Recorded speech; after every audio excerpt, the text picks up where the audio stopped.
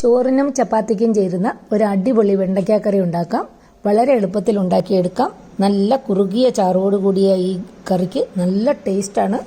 ഒരിക്കലും ഉണ്ടാക്കി നോക്കിയാൽ തീർച്ചയായിട്ടും നിങ്ങളിത് പിന്നെയും പിന്നെയും ഉണ്ടാക്കും. ഈ റെസിപ്പി നിങ്ങൾക്ക് ഇഷ്ടപ്പെട്ടാൽ എൻ്റെ ഈ കുഞ്ഞു ചാനലൊന്ന് ലൈക്കും കമൻറ്റും ഷെയറും ഒക്കെ ചെയ്ത് ഒന്ന് സപ്പോർട്ട് ചെയ്യണേ. അപ്പോൾ റെസിപ്പിയിലേക്ക് പോകാം. തങ്കം ഫാമിലി കിച്ചൻ്റെ പുതിയൊരു വീഡിയോയിലേക്ക് എല്ലാവർക്കും സ്വാഗതം. ഒരു പാനിലേക്ക് 1 ടേബിൾ സ്പൂൺ വെളിച്ചെണ്ണ ഒഴിച്ച് ചൂടാക്കുക. 6-7 വെണ്ടയ്ക്ക കഴുകി വൃത്തിയാക്കി 2-3 കഷ്ണങ്ങളാക്കിയതിന് ശേഷം ഈ എണ്ണയിൽ ഇട്ട് ഒന്ന് ചെറുതായിട്ട് ചുവന്ന് വരുന്നവരെ ഒന്ന് വഴറ്റി മാറ്റി വയ്ക്കാം. ഇനി അതേ പാനിലേക്ക് 1 ടീസ്പൂൺ വെളിച്ചെണ്ണ ഒഴിച്ച് 1/2 ടീസ്പൂൺ ജീരകം ഒന്ന് പൊട്ടിച്ചെടുക്കുക. ഇനി ഒരു വലിയ സവാള കഷ്ണങ്ങളാക്കിയതിൽ നിന്ന് അല്പം മാറ്റി വെച്ച ശേഷം അതും ഇതിലേക്കിട്ട് ഒന്ന് വഴറ്റിയെടുക്കുക. മാറ്റി വെച്ചത് നമുക്ക് പിന്നീട് ആവശ്യമുണ്ട്. ഇനി ഇതിലേക്ക് അല്പം ഉപ്പ് ചേർക്കാം. 1 ടീസ്പൂൺ ഇഞ്ചി അരിഞ്ഞതും 1 ടീസ്പൂൺ വെളുത്തുള്ളിയും ചേർക്കുന്നുണ്ട്. ഇതൊക്കെ ഞാൻ വലിയ കഷ്ണങ്ങളാക്കിയാണ് ചേർക്കുന്നത്.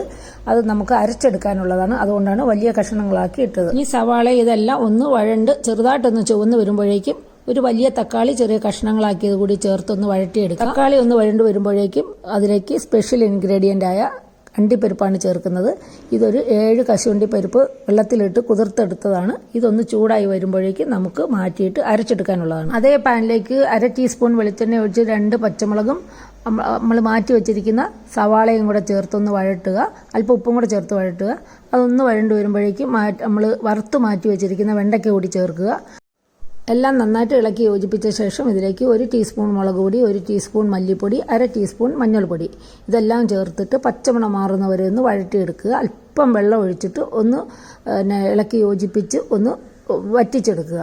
ഒരു 2-3 ടീസ്പൂൺ വെള്ളം മതി. അതൊന്ന് വറ്റി കഴിയുമ്പോൾ ഒരു 3 ടീസ്പൂൺ കട്ട തൈര് കൂടി ചേർക്കാം. ഇതധികം പുളിയില്ലാത്ത തൈരാണ്. അതുകൂടി ചേർത്തിട്ട് എല്ലാം കൂടെ നന്നായിട്ട് ഇളക്കി യോജിപ്പിച്ചതിന് ശേഷം ആ തൈരൊന്ന് വറ്റി വരുമ്പോഴേക്കും നമ്മൾ അരച്ചു വെച്ചിരിക്കുന്ന ടൊമാറ്റോ സവാള പേസ്റ്റ് കൂടി ചേർത്ത് ആവശ്യത്തിന് വെള്ളവും ഉപ്പൊക്കെ ചേർത്ത് നന്നായിട്ട് ഇളക്കി യോജിപ്പിക്കുക. എരിവ് കൂടുതൽ വേണമെന്നുള്ളവർക്ക് 1 പച്ചമുളക് കൂടി ചേർക്കാം.